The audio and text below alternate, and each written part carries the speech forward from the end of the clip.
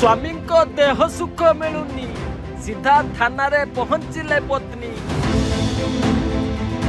अभियोग शुणी पुलिस भी चकित। एमिति एक घटना एवं सबुठी चर्चार विषय।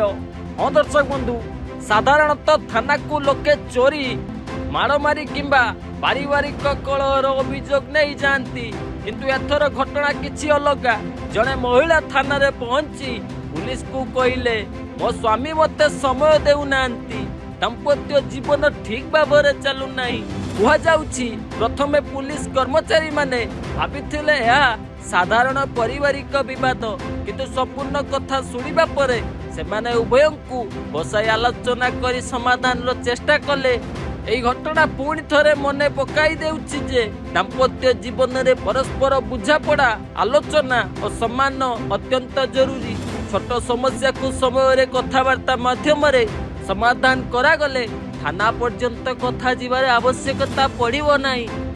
तेबे एही घटना सोशल मीडिया रे बेस चर्चा सृष्टि करिछि। केही को गंभीर पारिवारिक समस्या बोली कहउथबा बेले आउ केही मजालिया मीम बनाई शेयर करूछंती।